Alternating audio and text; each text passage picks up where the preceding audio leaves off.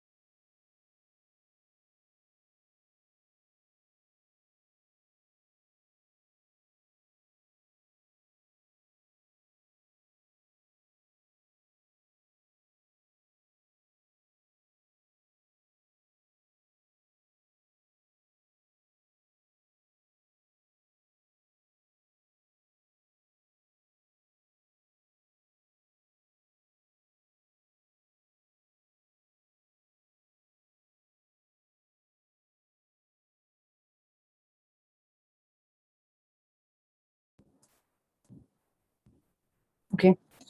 Hi, everyone. Let's get started with this session of privacy preserving AI in the second part, which is securing federated learning.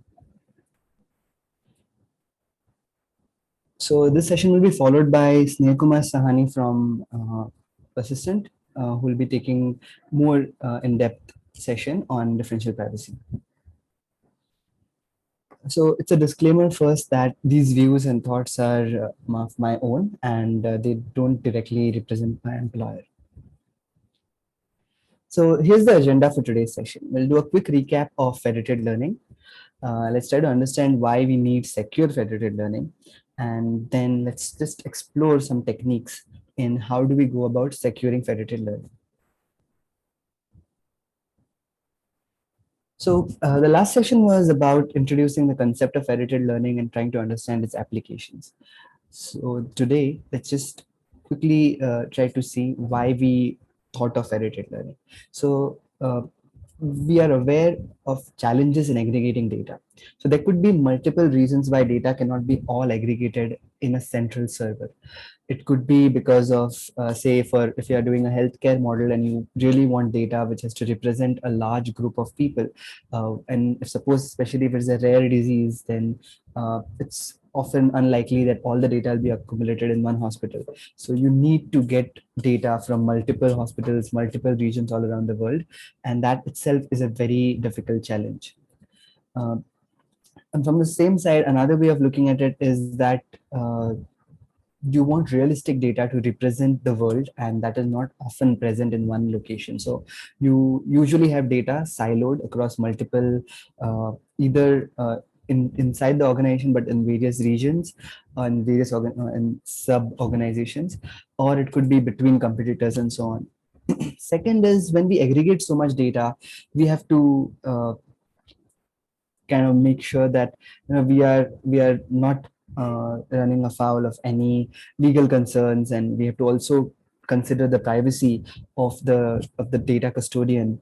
And also we need to understand that when we put it all together in a central place, that could be like, because it's all put together in one central place, it becomes a very sort of a target where adversaries can really attack and try to get information out. So that could basically be leading to some sort of misuse of data, or we have to also take care of data security. So a solution around that is basically, instead of aggregating all that data and worrying about all these security things, why not keep the data where it originates at its source and still do federated learning? So that's basically the concept of federated learning, which is a decentralized machine learning, which allows you to learn across multiple locations, but you do it in a decentralized way. So without sharing the data directly, you can still train machine learning models by actually using sort of a star network or other topologies which are there, wherein the model actually travels to the client nodes where the data lives, learns there, and then all these updates have to be fused together to obtain your new model. And so in the last session, we actually discussed about this at length, and we tried to understand how exactly federated learning works. So this is one diagram which I'll refer to as we progress in this session today, wherein we have this local model across, like, so there are three. Suppose there are three data locations of healthcare models. Say one is a community hospital, another is a research medical center, and third is a cancer treatment center. And each of these have some private data on which we want to actually learn machine learning. And each of them will receive this federated model. They'll train their own local model and they'll send it back, and so on. But let's try to understand how privacy preserving and what exactly this shield, what sort of technologies can be actually employed to make this shield.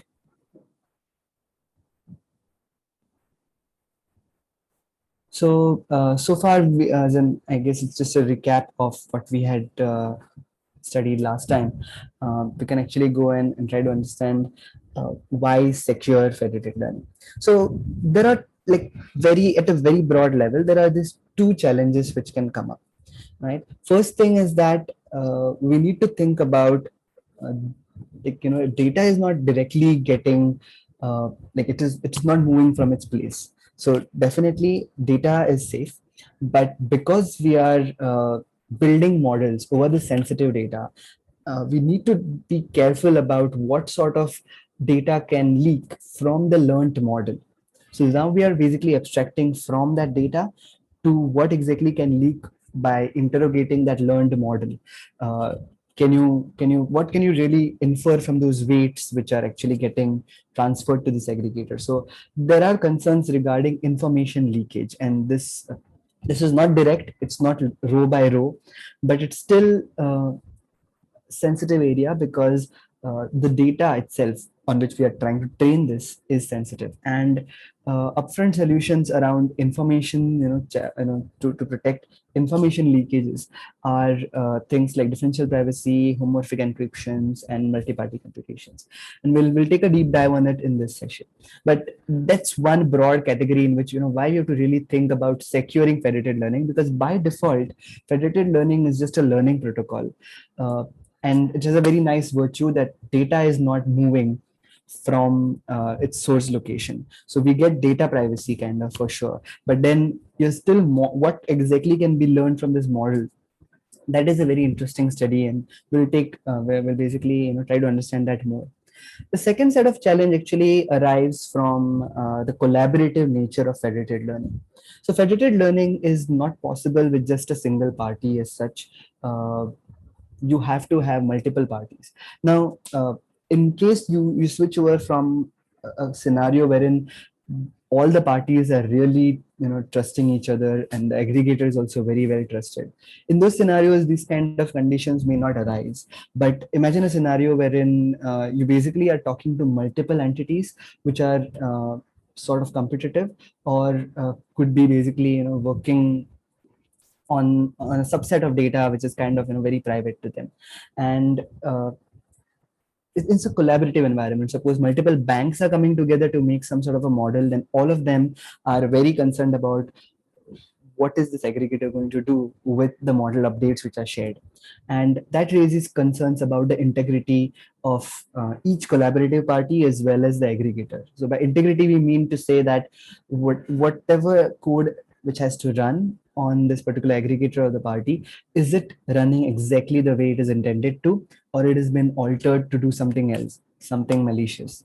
So that basically raises concerns about integrity of, and that comes from trust.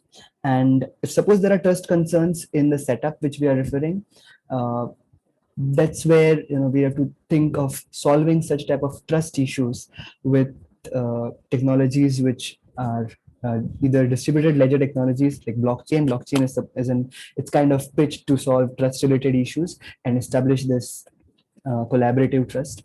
And confidential computing, which is a very interesting new paradigm, which comes from hardware backed kind of trust which comes in because Intel especially has made a special type of hardware which can give you guarantees that the code has not been altered and it runs exactly like the way you code it. So we'll take a deep dive at confidential computing as well as we go ahead in this session.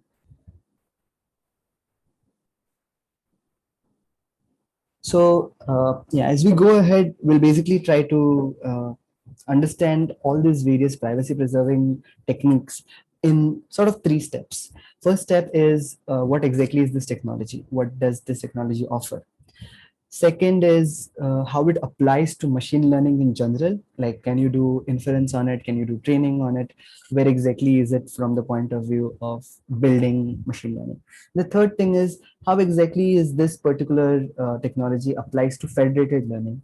And so the concept gets slightly different because machine learning is much broader and federated learning is a kind of it's a small section of machine learning. So let's try to understand from these three broad perspectives what is the technology, how it applies to machine learning, and then how it applies to federated learning.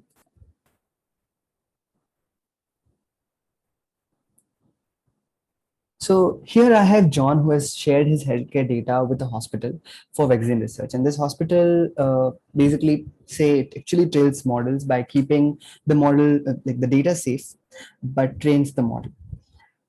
And a few months later, what happens is that this model is publicly available, and some hacker decides to kind of see if it can identify any participants who have been, present in this particular data set.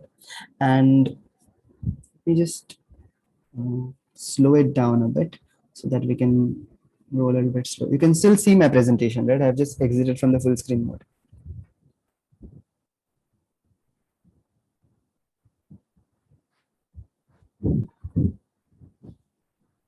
Okay. I assume, okay. So yeah, let's just see the session, see the same animation in a slow way. So first thing is that John has shared healthcare data with the hospital for vaccine research. Now this hospital basically has secured this data, and so the data is going to remain at the same hospital, but the model is trained for vaccine research over this data. So the data doesn't move, but model is trained on it, say by federated learning or some other technique. And this model basically is available publicly for healthcare researchers to actually use this model and find out if, for their vaccine research, they can actually use this model. So that's the current traditional way of trying to build models and then give this model away as a service. So this is completely fine, and it's quite common as well. But this is something which is new, wherein if suppose there's an attacker which basically, in this case, we can assume that the attacker gets some side information about the patients, and using that side information, the purpose of this attacker is to find out if from whatever data he has, how many of those data points are actually present in the model which was trained. So again, to repeat, the model exec is in the weights or the actual data is kept safe at the hospital, but the model basically is out there for public, and this particular attacker is attacking that model to find out if certain patients were there in the training data set. So if this person adversary is able to identify certain patients, it can pass that information to say some insurance company who is open to such data, and that insurance company can basically use this information against you. And say it basically directly increases your premiums or some sort of it does a kind of malicious act, and what you get as an end result is that your premiums have increased and you did not directly you were not aware of your how exactly your data reached here. And that's kind of what this insurance company and the attacker did together as such without your knowledge. And what you get is that they now know that you are having a higher cancer of risk, and it may be even possible that you don't know that you have that high cancer risk or something that way. So this kind of acts are kind of dangerous, and that's what we can take a deeper dive in. So if we try to understand what exactly happened here is that did the hospital leak data? No, hospital did not leak data, because hospital kept the data where it's supposed to be in the hospital and trained the model. And the model which was there, in case it was overfit, then it basically what the model can do is that it can give you, like you might have also noticed it when we train models, that whatever is in the training data gives us a higher confidence score in the output than the others or other data points which are not there in the model. And what that happens is that you get a big divide between what is there inside the training data and what is not inside the training data. And those kind of differences is what an exploit or a attacker can able to find out and use that against you to leak information such as this attack is called a membership inference attack. And in this sort of attack, the purpose is to find out if you can figure out or pinpoint a few people who might be present inside the training data set. So that's the scenario in which we have to start thinking about, saying the data is safe, but the model is out there, and what exactly can adversaries get or learn from this sort of exposed models. And that actually brings us to why some sort of security is required when we are performing machine learning in general as well as in federated learning.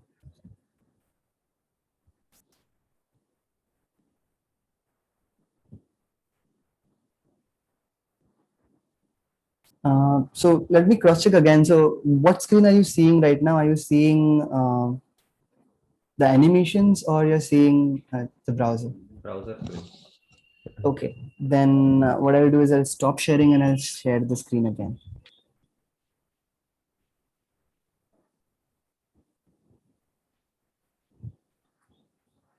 Okay, now are you seeing the animation? Yeah. Okay, so let me quickly just replay this animation so that we build context again. So we know that we can share data with the hospital, and hospital has to keep the data safe, and the hospital does that, but trains a model which is then open for public use. And then this model is basically susceptible to attacks. So if an adversary tries to find out, and the exploit basically is you want to find out, can you leak any information about whose data was present in the training data set. So you don't want to, isn't like the task is not to leak that patient's data directly, but you just want to find out if that patient was present in the training data set. So, and if you do that, basically you come to know that that patient was there in this particular study. So you sell that data to an insurance company, say, who is kind of going with sort of a nefarious inclination over here, and they try to find out if they increase your premiums. And basically in this whole setup, what actually happened was that that model was attacked. It's not that model did not leak the data rows directly, like the actual data point, but what this attacker could get is whether that particular patient's data was present in the training data set or no. and just with that information they can then try to run some other other adversary attacks and so on, and they basically can use it for their own personal gains. And that's the scenario which we can get into when we train in federated learning. So suppose this model is made available for public, what kind of things can this particular model leak, and how can we protect against it?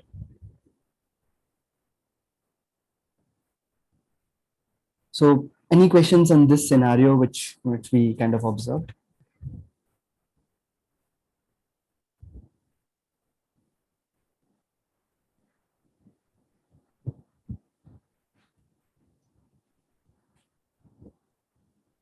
Okay, so let's try to see how can we prevent this sort of a thing. Let me go back to full screen. Is my screen on the PPT page still? Yes. Okay. So yeah, so from a visual point of view, this is what sort of happened in their membership inference attack. So we have something called as this membership probability, which is basically the probability of whether this particular data point was present in the training data set or no. And this is something which we observe usually in very overfit kind of models, wherein see we can clearly see the training data versus the population data, and you can see this clear divide between the dark regions and the light regions. And so the light regions are kind of the probability is low, and the dark regions are probability is very high. So any data point in this kind of region, you're more certain that that data point was actually used in the training data. And that's something which this particular membership inference attack kind of exploits, and the adversary comes to know whether that particular data point was present in the training data or no. And we ran some experiments on this, and basically this what we're observing, right, it's not that very common. It basically happens when you have sort of overfitting happening, or there could be multiple other reasons why this could be happening as such. It could be sometimes that your training data is actually a very it's not that diverse. It is very closely related. It's kind of from a pure machine learning point of view, if we try to take a deep dive on why this sort of a divide happens, and that basically can be attributed to the type of data you're really running. So oftentimes if you increase the size of the data set, then this kind of neutralizes, and you don't really get these extremes observed. And we observed that as well. Like unless you really overfit the models, this is not that very common. But when we are really talking about scale, and especially when you don't have diverse data, that's the time this becomes pretty important. And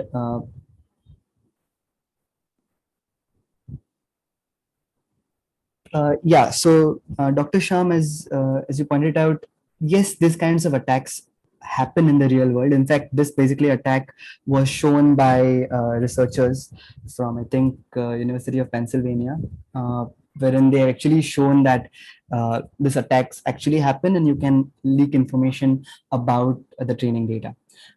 You can actually try to understand more from this blog post by Nicholas Papernaut, which is about privacy and machine learning being unexpected allies. So they have even went ahead and built tools such as Privacy Meter to kind of take a deep dive in doing membership inference attacks. So in the research community, these attacks are kind of very prolific, and outside the research community also there have been multiple cases wherein such attacks have actually happened.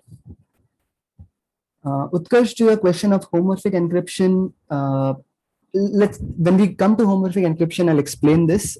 It's possible, but we'll have to just understand the nuances of how exactly do we apply encryption to see if membership inference attack was possible or not. So before that, let's try to understand the first technology over here, which is differential privacy. So can differential privacy help in reducing such attacks? And the answer is yes, it can. But we need to understand what is differential privacy.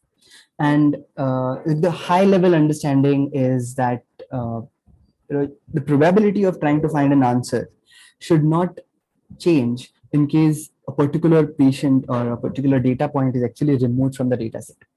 So essentially what you're saying is that the final answer, the probability of getting that answer should remain same whether your data was used or not used in the same data set, so or in the same training set. And that basically is that's the crux of like differential privacy as such, and you achieve that by applying noise to the overall system. Let's just take another example to further get this thing. So in this slide we can see there is this picture of Mona Lisa. And I've picked the slides from Nicholas Papernot's very recent talk on 3 flavors of private machine learning. And this particular slide, as first, I think, appeared in Ulfar Erlingson's presentation. So credit goes to them for making this visually very easy to understand. So first thing is that we see this Mona Lisa picture, and each of these like data points which are making up this picture is actually either a dot or a M. Right? So dot and M could be individual data points which are all put together to get your bigger picture of Mona Lisa. Okay, so that's how we can look at training as a part of this. Like each data point is contributing something, and the overall is the pattern which is observed, and this pattern is what we are always interested in.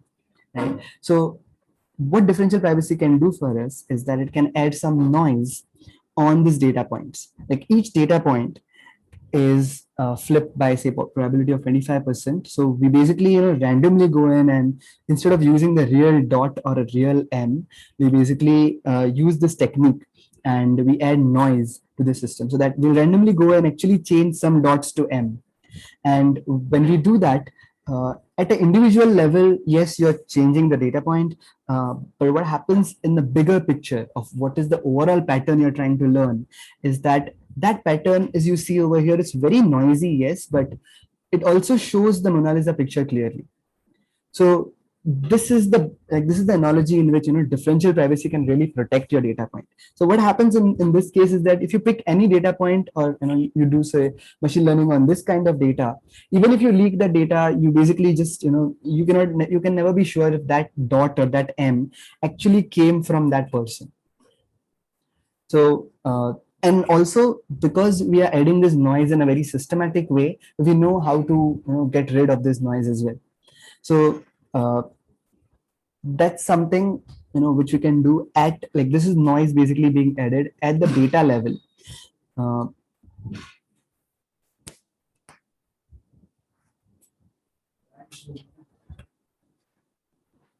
Hello, can I be still heard? Yes, sir. Very clear. Okay, so let's just take another example in a similar way to try to understand how exactly is differential privacy can be added to a specific data point. So suppose you want to ask some sort of a very sensitive question to a person, say like the analogy which we had used of dot and M. Let's try to put a question on that. Say we want to basically understand from, like, we are trying to run a survey across our own company, and we want to know how many people are actually dissatisfied with the company and want to quit. So naturally, nobody will be really very eager to give their real answer in the first go. But if in case you can tell them to flip a coin, the first time the coin gets flipped, if it comes heads, you tell the real answer, and if it comes tails, you just have to flip the coin again and just tell what the coin says and not your real answer. So you just flip the coin and it comes as heads, you tell your real answer that yes, you would like to quit the company or don't want to quit the company. And if it comes tails, you just flip it again and just tell, if it is heads you say no, if it is tails you say yes. And this is one systematic way in which by flipping these coins at the point wherein the data is in fact getting collected itself, you can add differential privacy. And if you do any further trainings on it, or any further action on it, you're kind of sort of plausible deniability always is with you, that you can deny saying no, I said that answer because the coin came to be tails.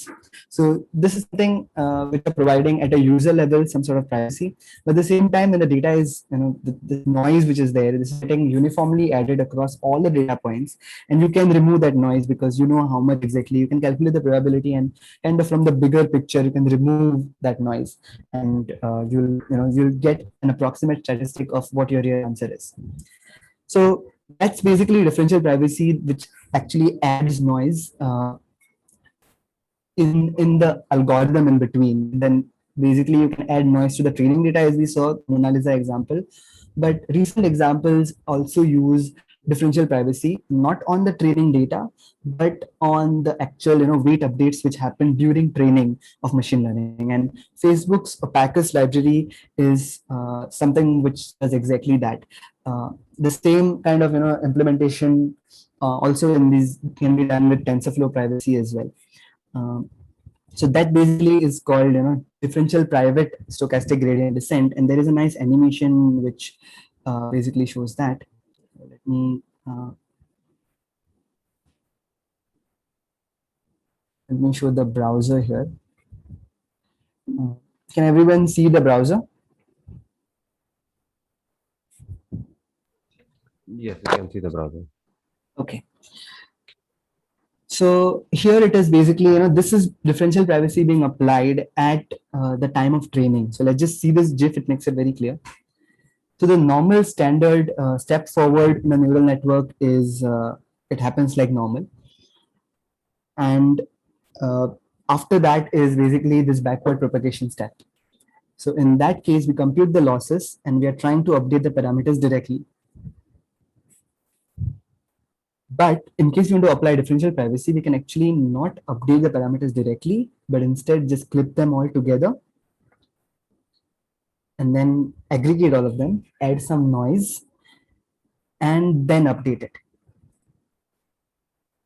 So what basically this allows us to do is that we are essentially adding, we are basically saying that each of these, in case, if our neural network is such that it's trying to even like the weights are trying to really remember what was the real input. This technique of Opacus kind of, helps mitigate that sort of memorization of the data points in the neural network itself.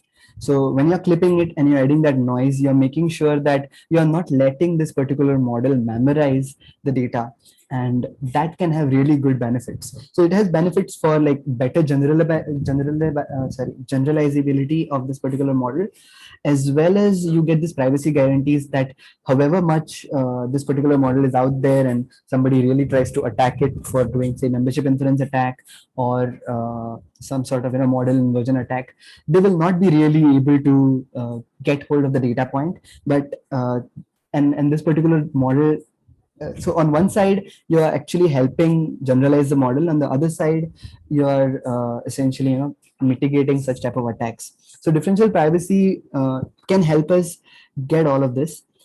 But yeah, as Dr. Sham also mentioned in the chat just now, yes, the noise comes with a negative, which is it has a direct impact on privacy, on the accuracy of the model or the performance of the model.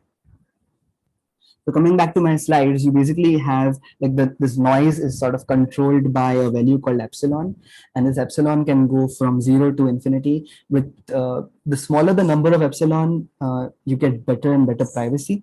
The higher the value of epsilon, you basically are going more closer towards not adding noise at all, and that gives you the perfect utility. So it's like a very difficult balance between perfect privacy and perfect utility, and you want to be somewhere in between here. And I'm really glad that Sneh Kumar Sahni from Persistent has been researching on differential privacy, and he has some very novel ideas on how can we really arrive at this epsilon and get that trade-off. So I'll let him explain that in more detail in the next session, and we can progress further towards how differential privacy can be actually applied in federated learning.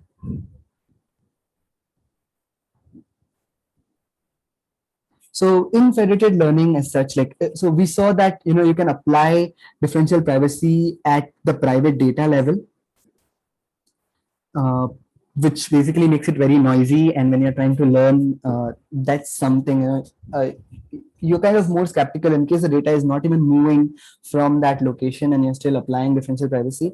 You may not want to kind of apply differential privacy on the private data, but you can do it in case you have large amount of data that way, and you can kind of still do it. Second level is you try to train the machine learning model with differential privacy, and if you do that, again, you have to compromise on the accuracy a bit, or you basically have to scale up your data to kind of compensate for that sort of accuracy shift which will happen because you're training in a privacy preserving way. And the third option basically is a little bit simpler, but again challenging from a real world implementation point of view. That is, for every time you are going to send your weights up to the federated training server, you basically apply this differential privacy on those weight matrices. So you are not sending your weight matrices in the clear, but actually you're sending a differentially private version of that matrix and sending it up to the federated server. And the federated server will actually put together these noisy updates and get you updated parameters, which you will continue training further. And so what is actually observed in the industry is that when you have a large number of such parties, like when you are aggregating over say 10,000 or 20,000 different phones, and you're applying different if you're applying federated learning across say cross device kind of scenarios, differential privacy really can help you there to protect data from users phones as well as those models. And also because you're operating at that sort of a scale, your noise can nicely be cancelled out, and you get good observations there. But in case of less number of parties joining in, like just 4 or 5 parties joining in, and their data size is also pretty big, differential privacy basically to achieve the same level of differential privacy and get those privacy guarantees, the noise which you need to apply actually is quite large, and that basically makes it a little bit harder to apply differential privacy in this sort of a setting. So basically in those settings, differential privacy is often combined with other techniques to achieve the same level of guarantees. And we will take an example and take a deep dive on exactly how that is done after we learn our second important technology here. So that's what I had about differential privacy. We have a session also coming up which will take deeper dives on differential privacy. But with respect to how it is applied in federated learning, if there are any questions, we could take them here.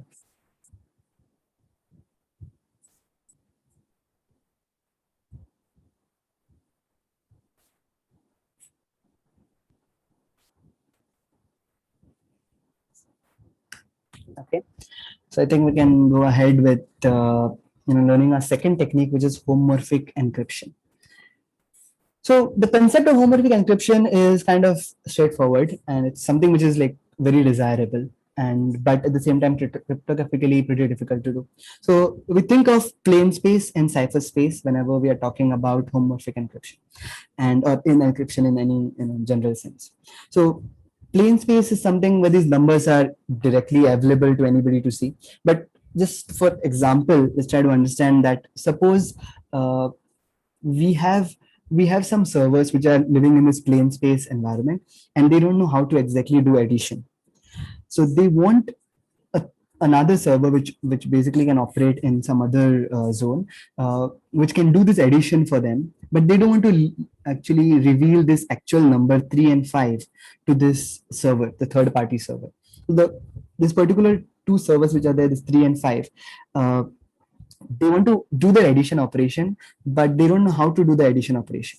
And basically they are also very apprehensive about sending this data in plain text onto the cipher space, and they don't want the cipher space to decrypt and find out what that real number is.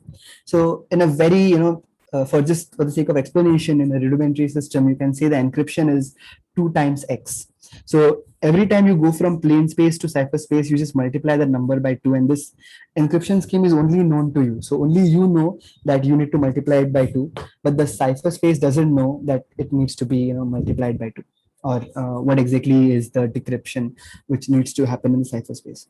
So what you do is that you encrypt this number and you send it to this other server.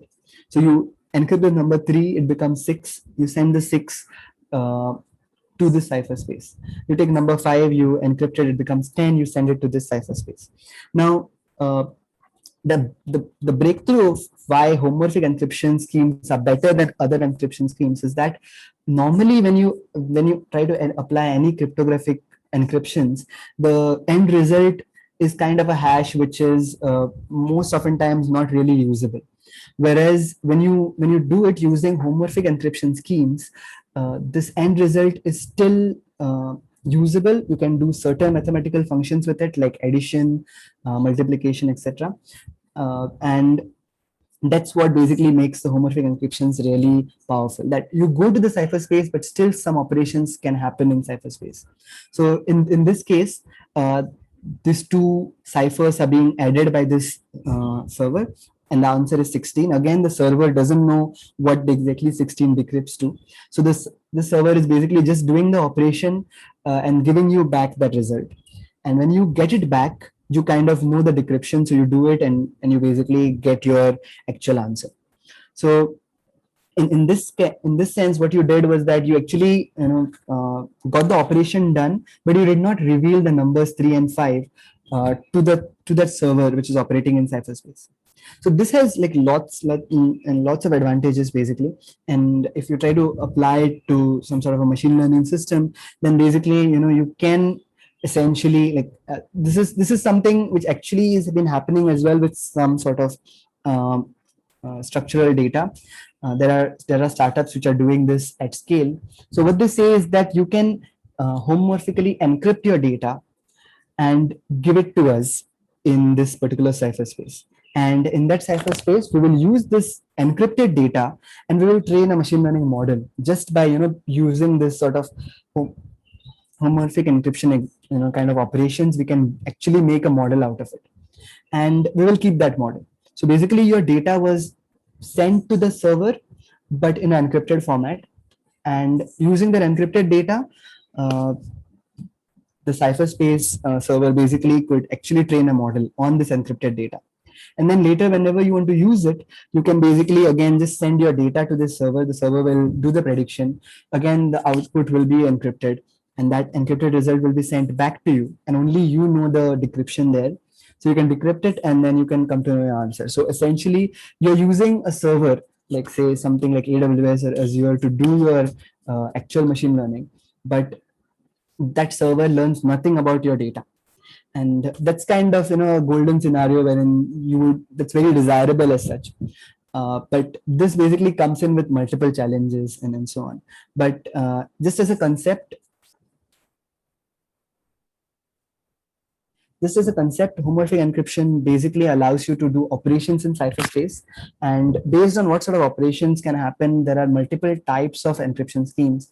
There are some partial encryption schemes. There are fully encryption schemes. So what is the difference between partial and fully is basically the type of operations it actually supports. So a partial homomorphic encryption scheme is Palier scheme, which was introduced way back, I think around 1999. And Palier scheme basically allows you to do just addition. And fully homomorphic encryption is like the recent scheme, I think. Gantry in around 2009 formally introduced various techniques of doing fully homomorphic encryption. And one of the very popular schemes for doing homomorphic encryption is CKKS, which actually allows you to do addition as well as multiplication and so on. So using these kind of techniques, you can do operations in the cypherspace, and people have been trying it out in various ways. So like we can actually try to take an example of how can Palier scheme be used. So I'll kind of just I'll not explain the full mathematics here, but essentially this is the scheme. This is the way you can actually get hold of your private and public keys. So you keep your private key with wherever it gets generated, and public key is something which can be used for encryption. So this is how encryption can work. You can pick some number, which is say, your message is M and you want to encrypt it, then you can go to ciphertext using this formula in Paleo scheme. So with this ciphertext, basically you get your actual ciphertext. You can pass it on to the server which can do these operations on ciphertext, such as addition. And when you get the answer back, you need to run this set of mathematical operations on it to actually get your model M or your message M back. So using this, and explain the math behind this is actually beyond the scope of this session, but I would encourage you to read about it in these blogs and try to understand more of how exactly it works. But essentially, from our point of view, what we need to understand is that you can do certain addition operations in the encrypted space with this. So essentially, in case you have the public encryption of M1 and M2, and you want to really get M1 plus M2, then this basically using this multiplication in homomorphic space, you can actually get M1 plus M2. You can also, Paleo scheme also allows you to multiply the ciphertext with a normal plain text number. So in case you want to multiply M2 to this particular number or a vector, then you can do it using this particular formula, and you basically get M1 multiplied by a plain text M2. So using M1 plus M2 or M1 into a plain text M2, you can basically, essentially do a lot of things in this ciphertext, and that basically, and because it's kind of protected using these homomorphic properties, you're not really leaking the data directly, but you're still getting operations done. Right, Trupti, as you say, it's closely linked to RSA algorithm, but there are slight changes around that to actually go on do specific, to actually get this homomorphic properties. I would encourage you to read this blog to learn more. So just like I have skipped over a few terms before we get to here. It's like, so in Paleo scheme, we did not see the noise factor coming in much, but when we go to other schemes like BGP or CKKS and so on, with homomorphic encryption comes a little bit of noise every single time you try to do some computation. And the way to understand it in very simple terms is something like this. You have some plain text, you add this heavy mask on it, and you add some initial noise to actually get your ciphertext. The ciphertext is something which in cypherspace operations can be done, and you are given the ciphertext back. And when you remove this mask, the end result is the actual result as well as some final noise. So it's important to notice that there is some initial noise and there is a final noise, and that's something to basically remember when we're trying to do homomorphic encryption. So in case wherein this particular noise, as you keep doing various operations in the cipher space, this noise keeps getting increasing, and if it actually increases even more than the mask which you're trying to apply, then what happens is that there's overflow, and because of which you basically lose the end result. So ideally what you should have been getting is result plus final noise, but if this noise becomes extreme and it overflows, then essentially you lose your actual result, and all you get is just ciphertext. So there are some sort of mathematical limitations of what sort of operations can happen, and you need to be more aware about this noise parameters and so on. And till the time you remain constrained in this environment, you're fine. You can actually do various operations, but there are scenarios when this sort of things happen, and you have to be careful about it. So, and also this is something which is like this is sort of handled in these various schemes, which is actually implementing all this homomorphic encryptions. But we just need to be aware of such things, such kind of operations happening. In case you guys are interested, I have like we can also try to see the actual homomorphic encryption code as such. Or in the interest of time, we can cover it up, and maybe we can get back to it later once we do the session. But so let me know about it in comments, and I'll note it down, and then at the end of the session, if we have time, we can come back and see some code as well on that.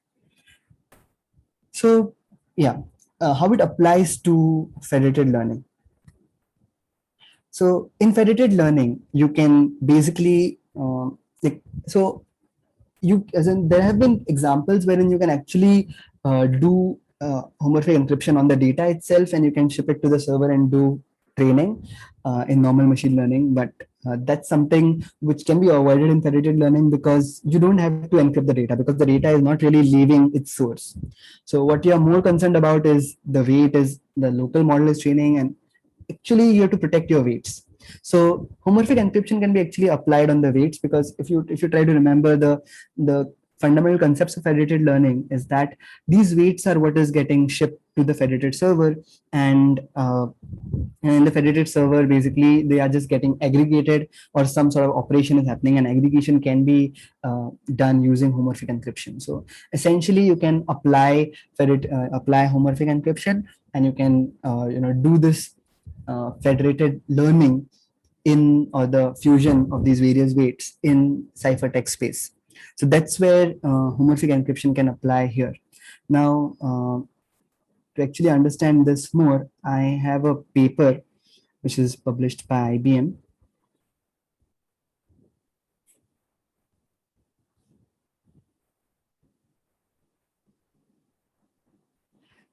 Okay, so I have noted down that we would like to see the code demo, and we'll come back to it at the end of the session. So can you guys confirm you can see my screen, which is showing a paper? Okay, so this basically is an IBM paper wherein they have tried to. So basically, the problem which they found is that when we actually try to do machine learning, or this federated learning in local DP mode, or basically trying to apply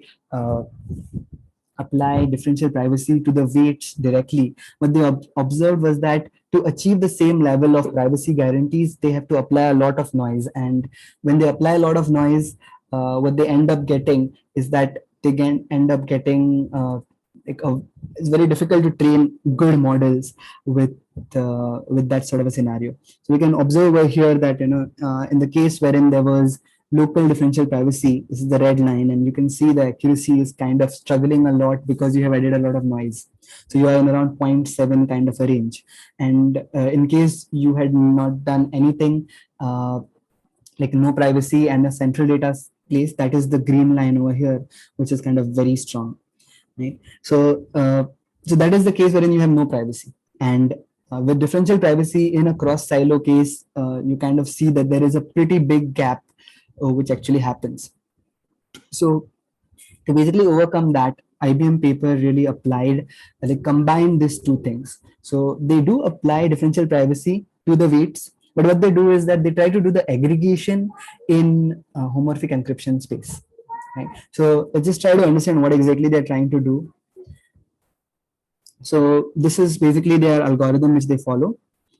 So what they do is that they compute this. So they compute these weights, which are the updated weights of the model. And when they are sending it to the aggregator, they basically do the public encryption or public key encryption of this particular value of the matrix and send it to the aggregator. Now, one question you may ask is, in this setting, because there are multiple parties, who exactly is holding this private key, right? So the normal, like the first level homomorphic encryption of failure scheme cannot be applied directly over here, because if you want to apply it directly, you have to share the private key between the parties. And if you share the private key between parties, then each party can actually interrogate and try to get something out of the end result. So it's kind of not recommended to have the same key across multiple parties.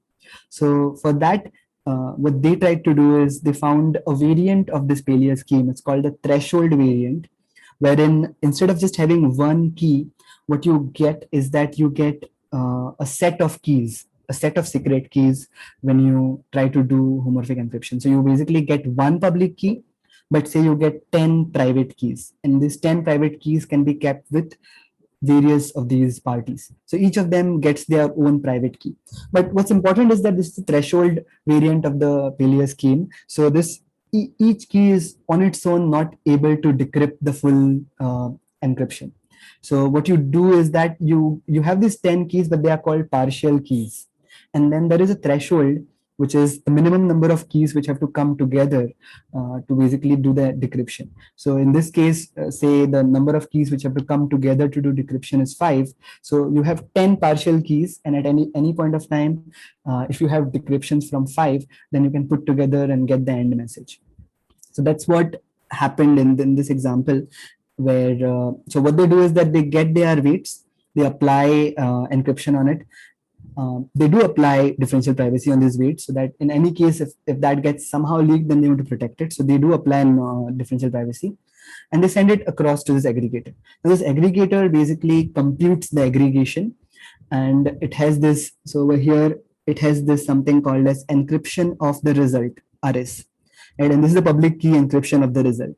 Now what it does is that it cannot decrypt it because it doesn't have the private key. So it sends it to this partial decryption. So basically what happens is that this particular encrypted result is sent to five uh, five of these ones, who each one of them does some partial decryption and sends that partial decryption back to the central aggregator. So if you receive 5 partial decryptions, you can basically combine it together, and you can get your answer, which is the final aggregate. So basically the actual weights in the aggregate are revealed to this aggregator, and it puts together a new model, which is again shared between all the parties, and the federated learning continues. But most important point to note over here is this aggregator learns nothing about individual parties' weights. So those weights are completely protected. First level by differential privacy, and the second level by homomorphic encryption. So with this both schemes together, we have pretty good grip on trying to protect the privacy of the end users here. And the aggregator just does aggregation and can reveal only the aggregated result, which is pretty good. So I would encourage, I have put the link of this paper as well. I encourage you to read through this paper. And I think that gets us back to our homomorphic encryption technique. And I think this is a good place to take a break, and we can come back and learn more about 2 more techniques, which are secure multi-party computation and confidential computing. So let's take a break now, and let's reassemble at 11:05. So 5 minutes past 11.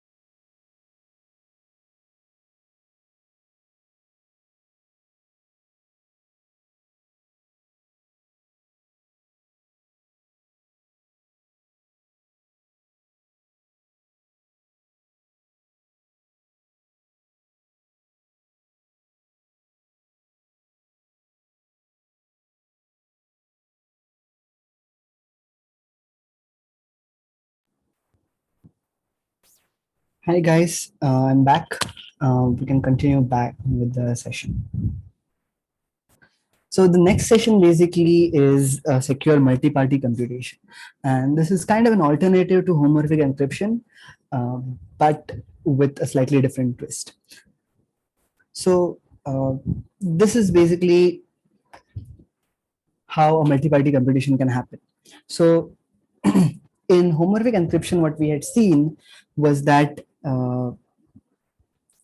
we basically wanted to kind of keep the as in do some operations on a number without actually revealing that number out to other parties.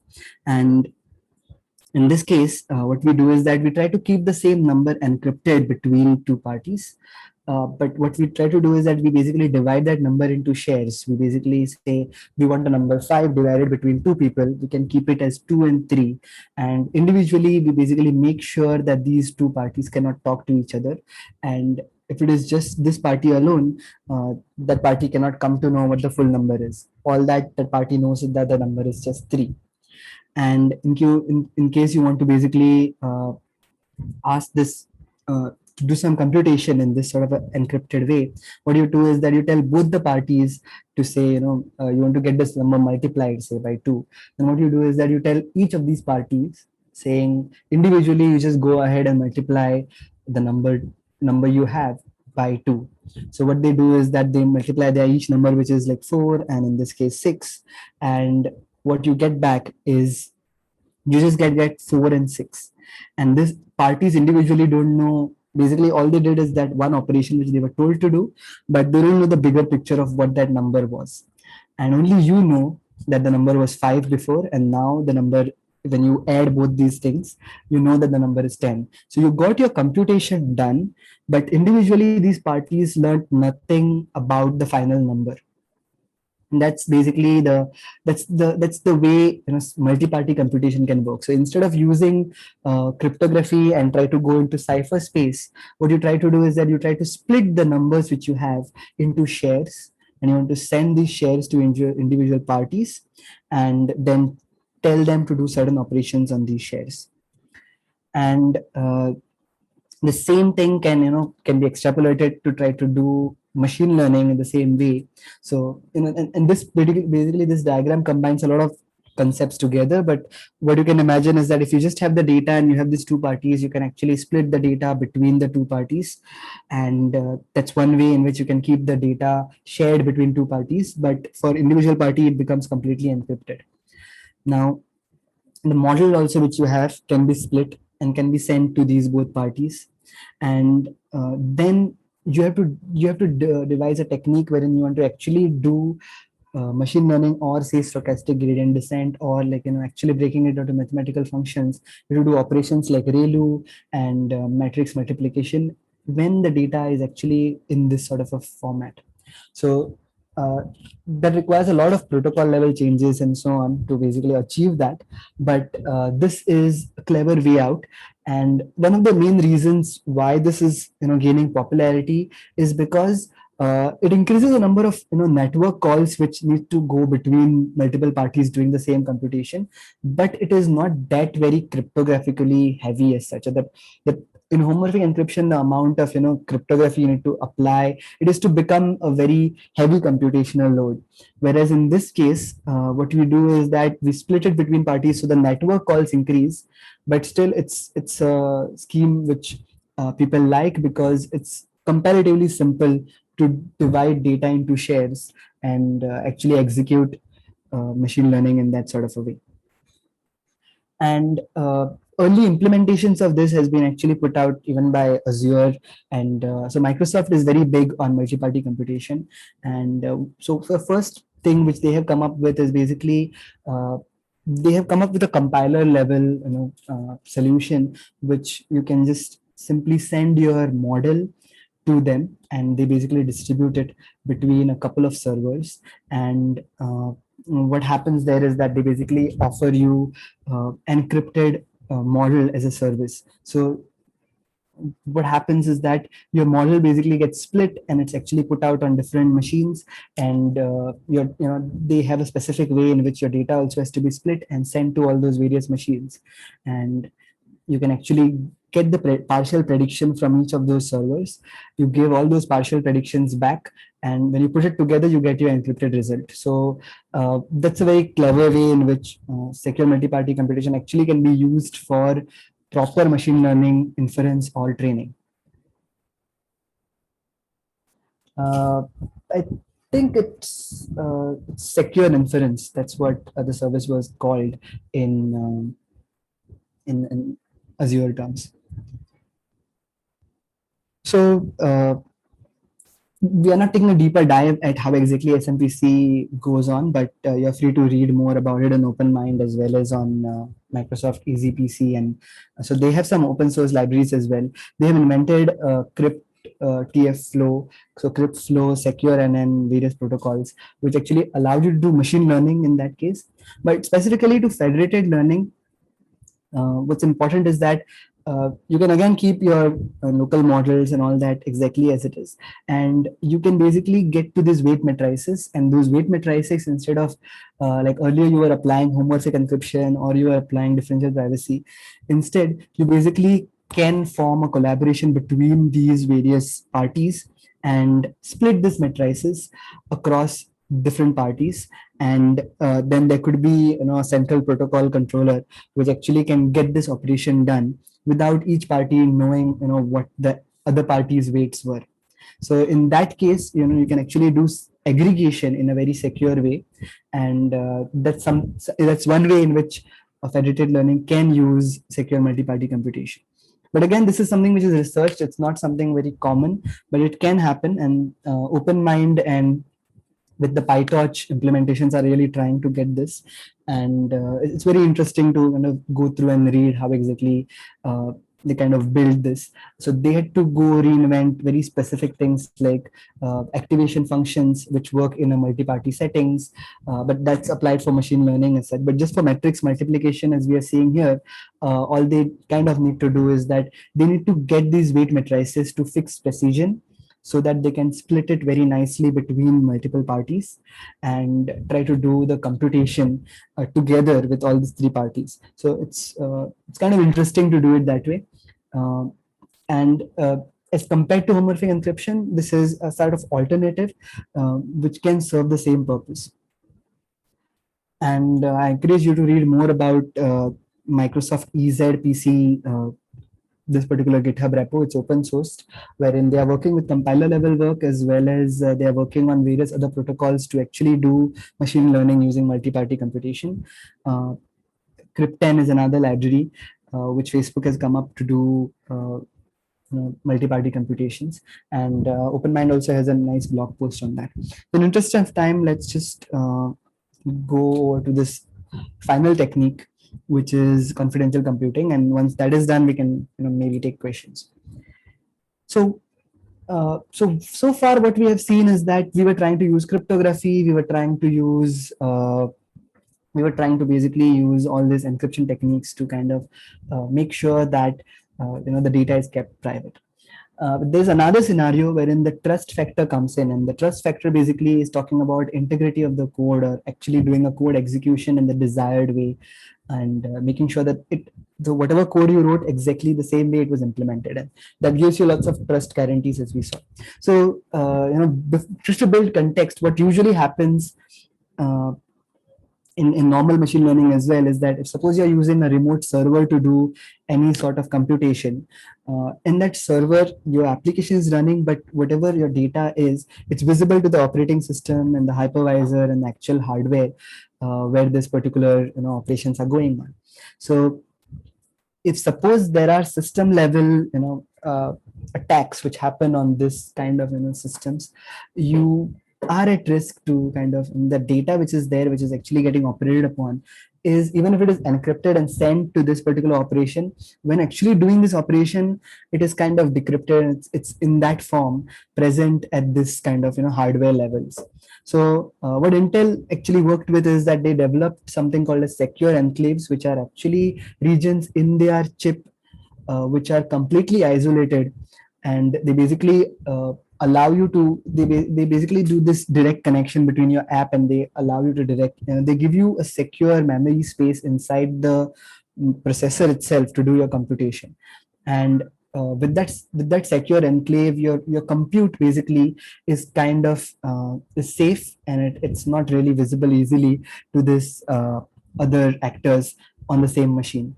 And with that, what happens is that and the other thing which Intel does is that they have attestation service, which basically every time you run a particular code in that enclave, they generate an attestation kind of an execution certificate, which can guarantee that the execution worked exactly like the way you coded. So with that, basically you get a very powerful tool for doing very secure kind of operations inside this secure enclaves. And uh, to actually expand it further, what they have also done is that they have introduced protocols which say that this is a hardware area in the in the processor itself, right? And what they have actually devised is that they have some encryption schemes. These are usually, symmetric or asymmetric encryption schemes, wherein the data owner can just send that data inside the enclave in an encrypted format. So your data as such is sent encrypted, so none of these, network or the operating system, nobody sees that data, but it straight away appears inside the secure enclave, where you can keep that private key and decrypt it. On the other side, your code basically can also be in the same way completely encrypted, can come inside. Or say if you have a machine learning model, then the machine learning model can stay encrypted when it is outside this enclave, but when it goes inside the enclave, it can be decrypted. And inside the enclave, then you can actually do the operation between this code and this data. So common operations are actually of inference, which is like this model is loaded here, this data is brought in, you do the prediction. The predicted result is again can be sent back in encrypted format to data owner. So there are multiple advantages of using confidential computing or actual hardware backed secure enclaves to do this execution. And that gives you very good guarantees that your data is kept private, and at the same time, you can actually do operations in this secure way. But it's hardware backed. You need to find that specific types of Intel processors which have uh, that sort of secure enclave. And then you have to also code this whole platform on basically saying, your data has to arrive in that encrypted format, and it has to be decrypted only inside secure enclaves and so on. And so Intel has actually worked on like C++ libraries for exposing the programming interfaces for doing it. They call it Intel SGX. And over SGX, then there are like it's C++, but then because C++ is kind of a little bit more tricky for people to widely adopt. There are other players as well who are trying to help with that. There is a project called Graphene, which actually allows you to run a Docker container inside this enclave, or they basically manage how exactly the Docker container runs inside. But again, the Docker container is not running the full version of everything. It has to be kind of thought about. As we see, it's a hardware area, so you need to that particular you have to think about various operating system components which you'll use and all that. So Graphene is a very interesting project which is trying to do that. On a parallel line, R3, which is a blockchain technology leader, is also kind of invested into this, and they have made their own Docker implementation of doing that. And what they have put inside the Docker is a Java runtime kind of operations, and this Java runtimes allows you to suppose you can do this setup in Java, then you can actually do model inferencing in Java. And so Persistent has been exploring this and working on this, and we recently had written an article about how to do confidential computing in a real world setting. So we have basically built it over this conclave, which is made by R3, and what we put inside that conclave was an H2O model. So that model basically is inside that conclave. So that is what we're really trying to protect. And the data basically from, say, in this particular example, it was about credit card fraud detection. So it's like this particular end user wants to get the prediction from this model, but this model is also needs to be protected. So if you run a normal machine learning service and you just send this data in plain text to this service, probably the service can make a copy of that data or do something like that. On the other side, in case we have this model, if it is directly shipped to this users, then again there is a risk. It's a model which we want to protect. So this setup basically helps in getting there. So you have this model which is nicely sitting inside the conclave. Your data comes encrypted all the way inside the enclave, where it actually can do the operation of doing the prediction, and then that result is then sent back to the client. So in that case, the service did not learn anything about that particular data point, but it still ran the prediction, and the data owners are also happy because the data was protected. They got the result as well. And so one thing which was kind of interesting over here is that you want to still trust that this operation was successfully, like it did not do anything different from what was told, or which was basically what was discussed earlier, that what they will do is that they'll take this data inside your secure space, they will just run the model and give you back the prediction. So nothing else supposed to happen inside secure enclave. You're not supposed to make copies of that data. You're not supposed to do any sort of other operations on that data. So that sort of guarantees is what is provided by this attestation service. And this attestation service says that we have checked this particular code, it does exactly what it is, and here is a certificate which says it actually operated the same way. So with that sort of guarantees, there's a peace of mind for this data owner to actually get the prediction without being scared of sharing their data to this particular service. So that's how confidential computing can be applied to machine learning in general. To federated learning, this is something of a very interesting research scenario, because the actual memory inside this enclave is kind of controlled by these chips, and so it's hardware backed. So you need to be very aware of this, how much space is actually present inside that particular enclave, and which so to give you an example, simple things like if you just want to load pandas in a secure enclave, it's very difficult. So unless you basically figure out a way of actually loading Python properly and the Python runtime properly, just loading pandas could fill up the whole memory which could be there in this enclave. So there are some challenges, but there are various companies who are actively, like Ping An is one company who are actively trying to figure out if you can try to actually do machine learning in an encrypted space, and they have written about it, and they have a service as well which tries to do something like this. And it's very interesting to see federated learning in this sort of a way. Now, tying it together to our case, so basically this can raise concerns about, suppose we did not trust this aggregator, then whatever operations the aggregator is supposed to do, we can try to do it in a trusted setting. So the weights can be like the way the fraud detection company encrypted and sent it to the enclave straight away. The same way we can probably just take the model updates and send it directly inside that in a trusted execution environment and do the aggregation there. And that could solve one of the trust issues if the aggregator is supposed to do anything else about that weights. That's something which can be prevented by using trusted execution on the aggregation. If you want to actually try to push trusted execution on the local training, that I just now, as I explained, it's a little bit tricky, but you can find workarounds of trying to get there using like technologies like how Ping An is really exploring, or with graphene and other kind of approaches. But it's a very interesting paradigm of trying to use hardware to kind of back the to get the trust in actually execution. So you can guarantee integrity of executions by using this trusted execution environments. So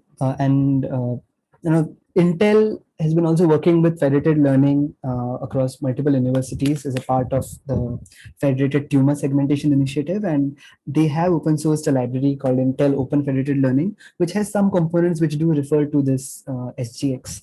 Ping An is another company which is like very heavy on federated learning, using SGX for financial kind of use cases. And PyTorch and PySIF, they are kind of just expanding the envelope with respect to what's possible, and there are examples using graphene on these. So yeah, that's about it. and I think we have just 5 minutes left, so I can take some questions about this.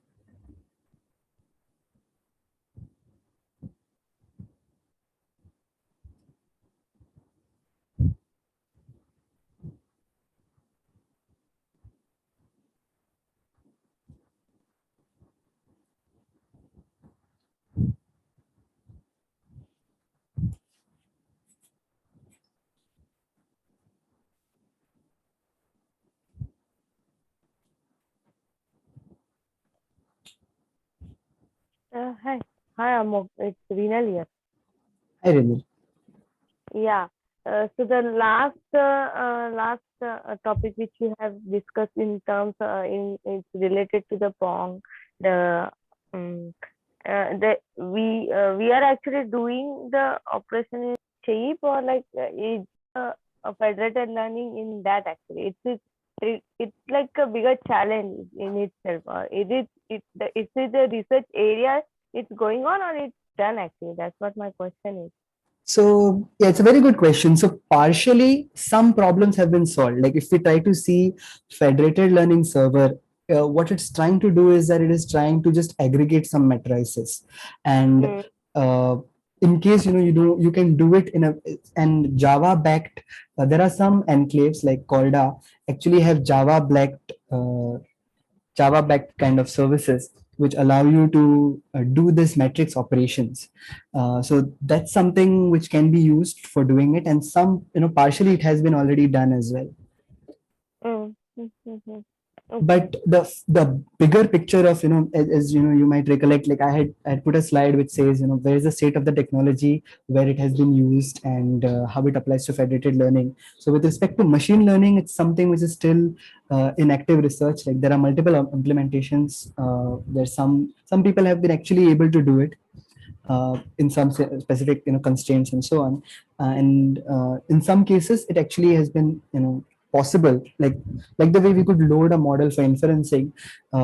In that case, in the same kind of using the same kind of options, we can also do a federated learning, or that aggregation inside this particular trusted environments. Okay. Hello. Uh, Hello, Mr. Amok and everybody. Actually, there is a technical problem that we have one more meeting which has been scheduled at 11:30 through this account, through this Zoom account. So we have to sort of end this at 11:30. If you have any questions, you can share it on, you can share it with me. I can share it with Amok, and really sorry about this, but since this account is used by other members of our team also, this got scheduled exactly when this meeting gets this ends. So I just got a call now from one of our team members, so really sorry about it. Okay. Rashi, I'll just take one question, which is from Dr. Sham Yeah. about Yes. Azure confidential compute. So, Dr. Sham, the way we have tried to do it is actually using Corda's conclave, and what we have, what we have in our experience, what we have done is that we have worked with H2O libraries, and using the Java-backed implementations, we could load the model for model inferencing, and we could do that. So we have to be more aware of what sort of RAM and all those, like not exactly RAM, but memory areas which are actually allocated on this. But trusted executions is actually much more larger topic, and I would encourage you to read more about it. It's for like anything with big data. It's kind of still it's sort of in research, mainly because of the limitations of memory inside trusted executions. But actively there are multiple solutions being applied to overcome that.